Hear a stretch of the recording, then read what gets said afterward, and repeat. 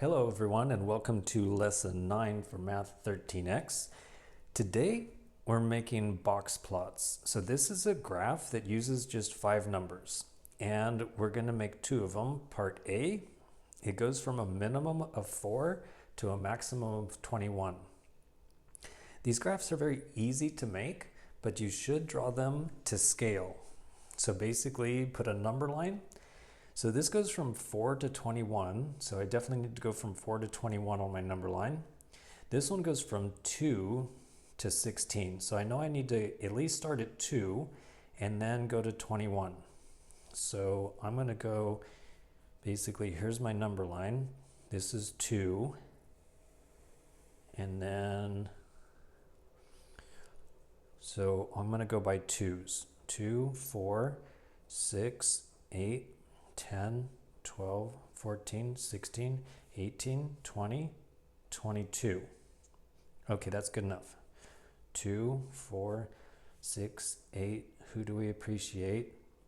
Statistics, statistics. Okay, so this isn't really a part of the graph. This is just helping me make sure that I draw it to scale. So for situation A, so it goes from 4 all the way to 21. So first of all, make a line at 4, and 21 would be right here, so make a line. And then also label them. This is 4, and this is 21. All right, next. The first quartile is at 6, and 6 is right here, so put another line, it's 6. And the next one, the median is 12, so 12 is right here, so put a line there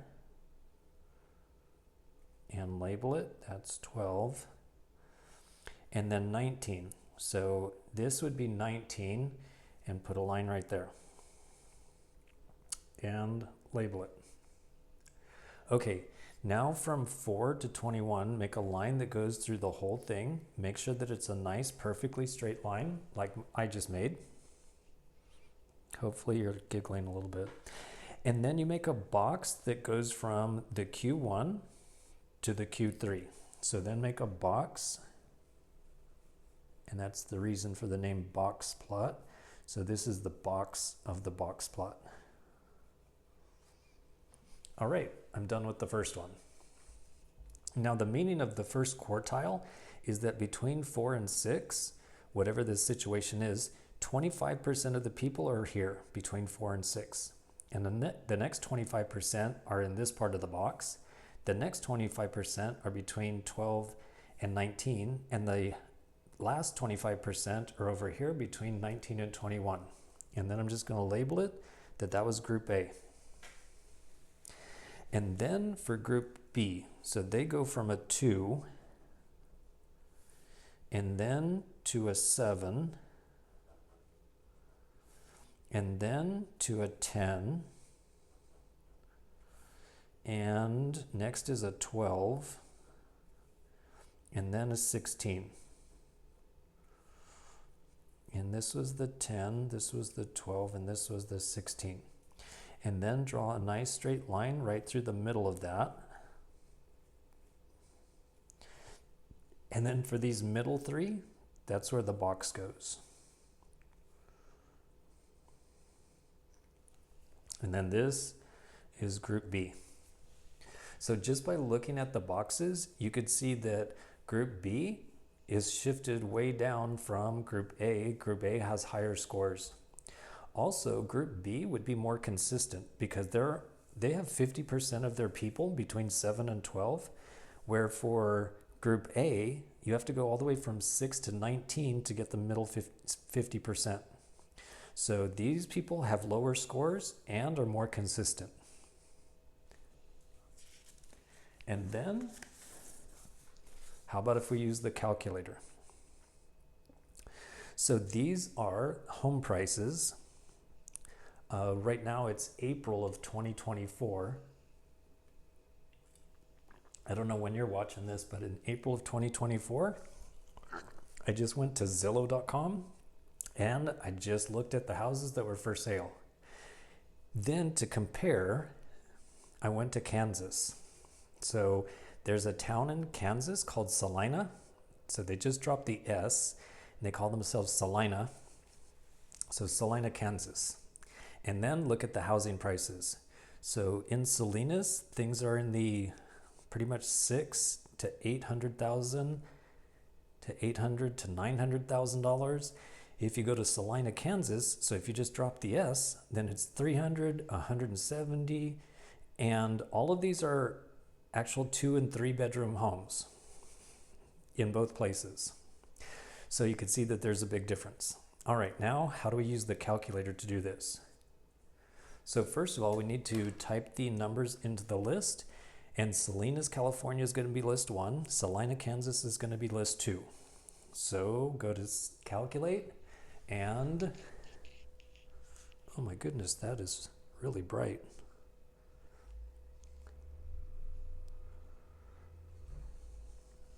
Okay, sorry, I have to adjust the brightness. There we go. Okay, so go to edit, and then I have these numbers left over from some other problem, so just go to the top and then hit clear. Go to L1 and hit clear. All right, list 1 is going to be Salinas, California, $599,000, $598,000, $865,000, $749,000, $859,000, $689,000, $825,000, $745,000, $915,000, $760,000, $925,000, and $780,000. And then what I like to do is just go back through the list backwards to make sure that I typed them in correctly. It looks like I did. All right, now for Salina, Kansas. 305, and then 170, 161, 245, 169. Ooh, here's a really expensive house, 629. That must be a mansion.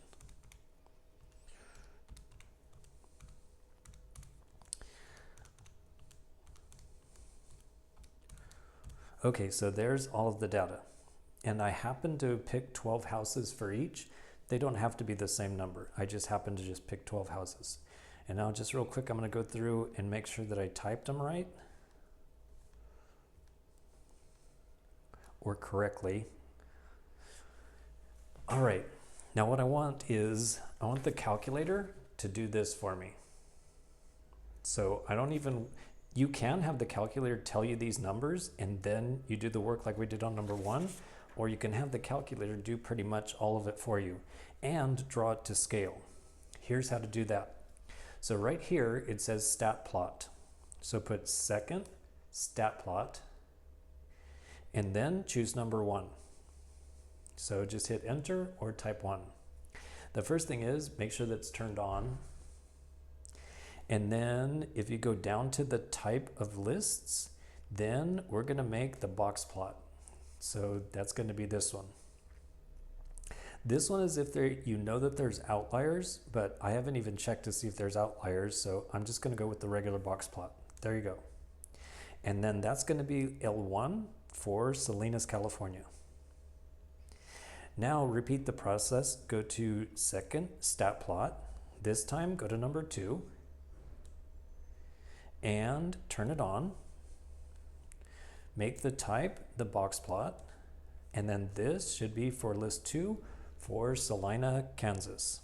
And you could pick whatever color you want.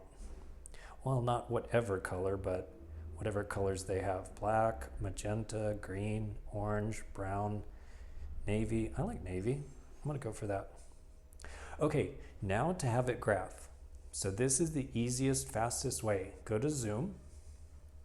And then if you see number 9, called zoom stat. So it will basically just take you to that part of the graph.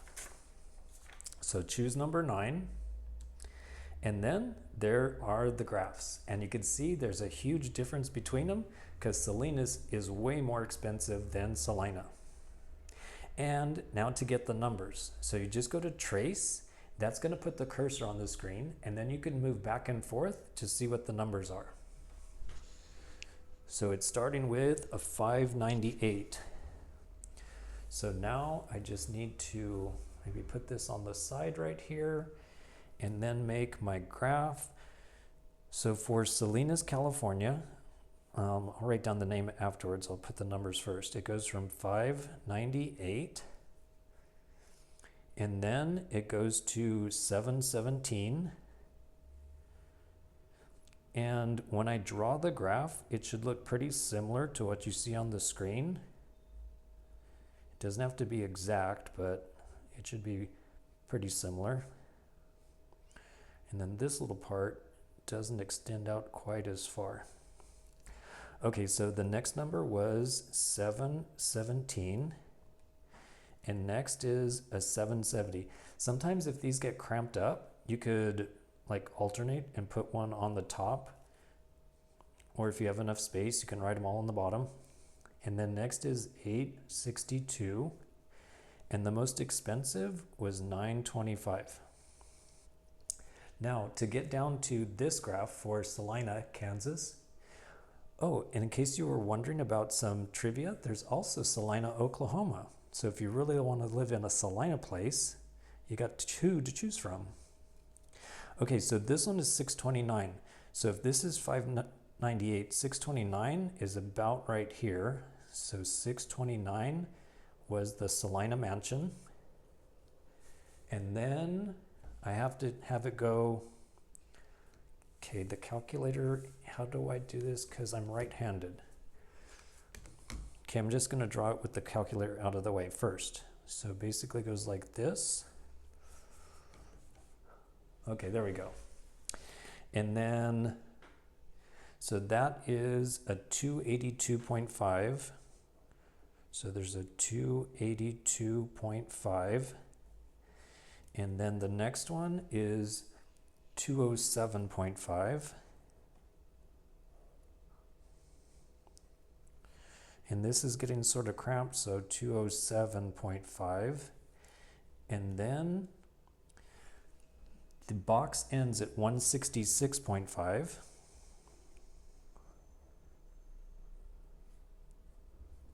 $166.5. And then if you go to the far left, there's a little tiny bit right here, and then that is the cheapest house, which is, what does that say? 158. 158. And so you can tell by looking at these two that Salinas, California is a lot more expensive than Salina, Kansas.